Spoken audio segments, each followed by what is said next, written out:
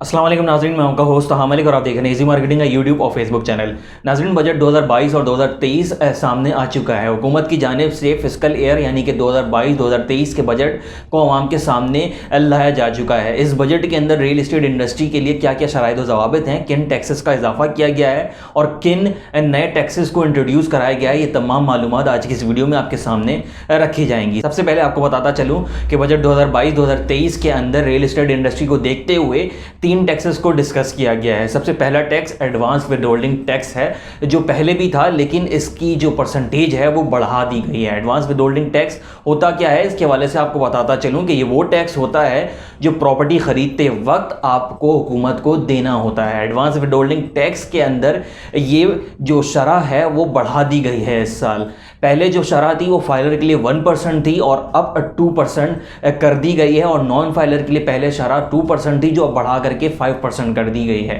यानी कि पहले 1% फाइलर के लिए थी और 2% नॉन फाइलर के लिए थी, लेकिन अब इसको इंक्रीज करके फाइलर के लिए 2% और नॉन फाइलर के लिए 5% तक कर दी गई है। फॉर एग्जाम्पल, अगर आप 1 करोड़ का घर लेते हैं तो 1 करोड़ के घर के ऊपर आपको पहले 1 लाख रुपए टैक्स देना होता था फाइलर को, लेकिन अब फाइलर को 1 करोड़ के घर के ऊपर 2 लाख रुपए टैक्स देने होंगे, और नॉन फाइलर को पहले 1 करोड़ के घर के ऊपर 2 लाख रुपए टैक्स देने होते थे, जो कि अब बढ़ा करके उनको 5 लाख रुपए देने होंगे। इसका सबसे ज़्यादा नुकसान ओवरसीज इन्वेस्टर्स या फिर ओवरसीज बायर्स को होगा। क्यों? क्योंकि ओवरसीज बायर्स या इन्वेस्टर्स ज़्यादातर फाइलर नहीं होते। क्यों? क्योंकि फाइलर और नॉन फाइलर के लिए भी अलग शराइत व ज़वाबित हैं जो पूरी करनी होती हैं, जो पूरी करने के बाद एक नॉन फाइलर फाइलर बन जाता है। तो इसका नुकसान सबसे ज़्यादा ओवरसीज कस्टमर्स को या फिर इन्वेस्टर्स को होने वाला है।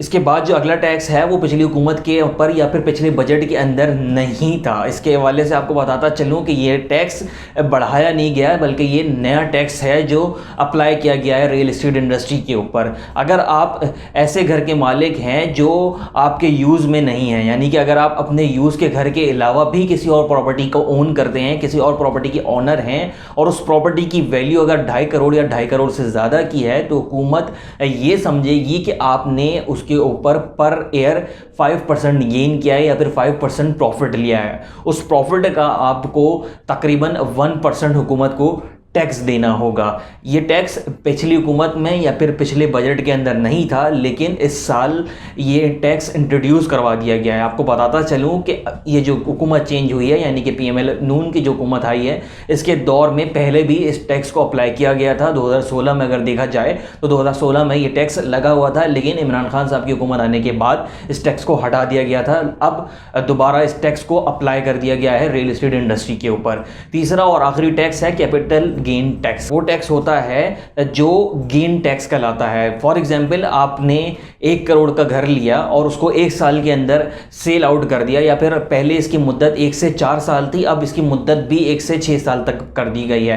कैपिटल गेन टैक्स को एक्सप्लेन करते हुए आपको बताता चलूं कि अगर आपकी प्रॉपर्टी आप 1 साल के अंदर या फिर 1 से 4 साल के अंदर सेल आउट करते हैं तो उसके ऊपर आपको टैक्स देना होता था, लेकिन अब ये मुद्दत बढ़ा करके 1 से 6 साल तक कर दी गई है। यानी कि अगर आप 1 से 6 साल के अरसे के अंदर अपनी प्रॉपर्टी को सेल आउट कर देते हैं या फिर रीसेल कर देते हैं तो आपको उसके ऊपर जो आपने गेन हासिल किया है, लेट सपोज आपने 1 करोड़ का घर लिया था और 1 साल के अंदर आपने उसे 1 करोड़ 15 लाख का बेच दिया, तो वो जो 15 लाख का आपका प्रॉफिट था वो गेन कहलाएगा। उस गेन के ऊपर आपको हुकूमत को टैक्स देना होगा, जिसकी शरह अब 15% कर दी गई है, और ये परसेंटेज कम भी होती रहेगी। यानी कि 1 साल के बाद ये टैक्स आपको 15% नहीं देना होगा, 15% की बजाय आपको 2.5% कम करके 12.5% देना होगा, और उसके अगले साल फिर 10% आपको टैक्स देना होगा। इसी तरीके से 6 सालों के अंदर अंदर अगर आप अपने घर को भेज देते हैं तो आपको कैपिटल गेन टैक्स अदा